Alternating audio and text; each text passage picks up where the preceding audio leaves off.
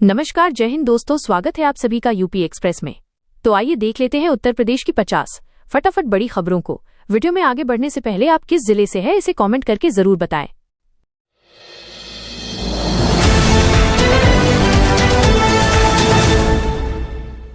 राष्ट्रपति द्रौपदी मुर्मू के दायरे को लेकर वृंदावन से लेकर मथुरा शहर तक लगातार तैयारियां की जा रही हैं। अंतापाड़ा के उपेक्षित पड़े कुब्जा श्री कृष्ण मंदिर में राष्ट्रपति के दर्शन कार्यक्रम को लेकर सबसे ज्यादा दिक्कतें हो रही हैं।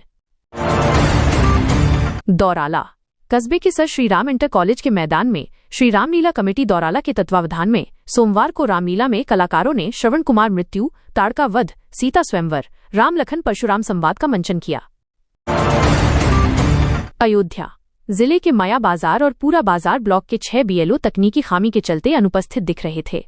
अब उनकी उपस्थिति प्रदर्शित होने लगी है। इसी के साथ इन दोनों ब्लॉकों में मतदाता पुनरीक्षण अभियान की बाधा दूर हो गई है। सरधना नगर में श्री राम लीला कमेटी द्वारा आयोजित श्री राम चरित्र प्रदर्शन उत्सव वर्ष में सोमवार की संध्या को दर्शकों ने धर्म, त्याग और मर्यादा के अनुपम संगम को जीवंत होते देखा। बिजनौर के नजीबाबाद इलाके में 4 लोगों को जान से मार चुका आदमखोर तेंदुआ अब शहर के चिड़ियाघर की कैद में रहेगा। वन विभाग की टीम 2 दिन पूर्व 80 किलो वजनी और करीब 10 वर्षीय इस नर तेंदुए को चिड़ियाघर में छोड़कर लौट गई। पिछले कई महीनों से तेंदुए ने बिजनौर को दहला रखा था। मुंडाली श्री रामलीला कमेटी मुंडाली द्वारा रामलीला के मंच पर कलाकारों द्वारा रावण जन्म, देवता बंधन आदि की रामलीला का मंचन किया गया। इस दौरान रामोतार तोमर, रॉबिन तोमर, इंदल सिंह, मोंटू गुप्ता आदि ने सहयोग किया। अयोध्या शहर के खीरगली में पकड़ा गया जिस्म का काला कारोबार कोई नया नहीं है। इससे पहले भी जिस्म फरोशी के धंधे से अयोध्या शर्मसार होती रही है। इसके बावजूद इस पर अंकुश लगाने के लिए पुलिस ने ठोस पहल नहीं की, जिससे उसकी भूमिका पर सवाल उठते रहे हैं। घर पर मासूम अकेली थी। मोहल्ला निवासी चांद ने बताया कि वो ई-रिक्शा चलाकर अपने परिवार का पालन पोषण करते हैं। उनकी पत्नी रहनुमा 2 दिन से अस्पताल में भर्ती थी। अयोध्या का विश्व प्रसिद्ध दीपोत्सव 19 अक्टूबर को अपने ही 2 विश्व रिकॉर्ड को तोड़कर नया इतिहास रचेगा। इसमें राम की पैड़ी के घाटों पर 26 लाख दीप एक साथ प्रज्वलित करने के साथ सरयू की महाआरती भी शामिल है। दौराला शिव मंदिर रेलवे स्टेशन पर रामलीला मैदान में मटौर दौराला रंगमंच कमेटी के तत्वावधान में कैकेयी को भवन, भरत को राजगद्दी, राम को वनवास के मंचन की कलाकारों ने प्रस्तुति दी। बरेली बार एसोसिएशन के अध्यक्ष मनोज कुमार हरित और सचिव दीपक पांडे के नेतृत्व में बड़ी संख्या में वकील सोमवार दोपहर नारेबाजी करते हुए कलेक्ट्रेट पहुंचे। यहां वाराणसी में हुई घटना के विरोध में प्रदर्शन किया। नवरात्रि 2025 सुबह से देर शाम तक देवी मंदिरों पर घंट घड़ियाल की गूंज होती रही। घरों में भी पुरोहितों को बुलाकर कलश स्थापित किए गए। यहां माता के पहले स्वरूप मां शैलपुत्री की पूजा अर्चना की। दूसरी तरफ पूजा पंडालों में भी मूर्ति स्थापना की तैयारी तेज हो गई। इंडियन स्कूल अवार्ड्स 2025 के लिए देश के चुनिंदा संस्थानों के बीच से विडम वर्ल्ड स्कूल को चुना गया है। यहां पर बच्चों को भारतीय संस्कृति से जोड़े रखते हुए उन्हें भविष्य की वैश्विक चुनौतियों के लिए तैयार किया जा रहा है। होमगार्ड अपॉइंटमेंट्स यूपी में इंटर पास युवाओं को होमगार्ड बनने का मौका मिलेगा।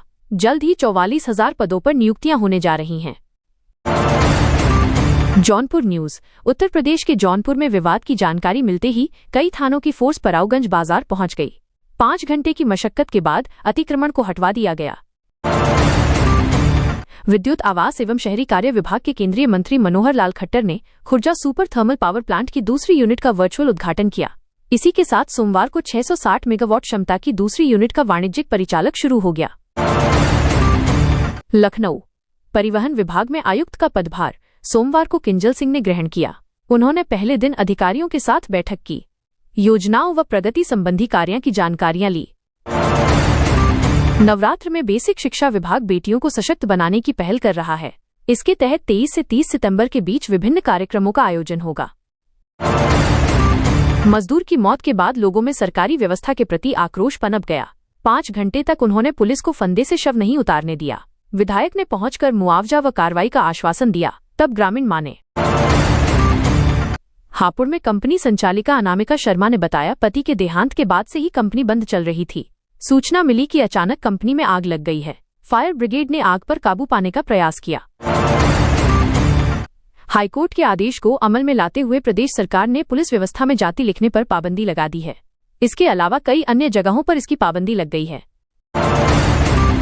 सांडों को लड़ते देख छोले भटूरे का ठेला लगाने वाले संचालक ने उन पर पानी फेंककर भगाने का प्रयास किया। पानी फेंकने पर सांड और भी ज्यादा गुस्सा गए, ठेला तोड़ दिया। सड़क पर अफरातफरी मच गई। Monsoon in UP. नवरात्र के आगमन के साथ ही प्रदेश में मानसून की रफ्तार थम गई है। मौसम विभाग की माने तो अब ज्यादातर जिलों में भारी बारिश का अनुमान नहीं है।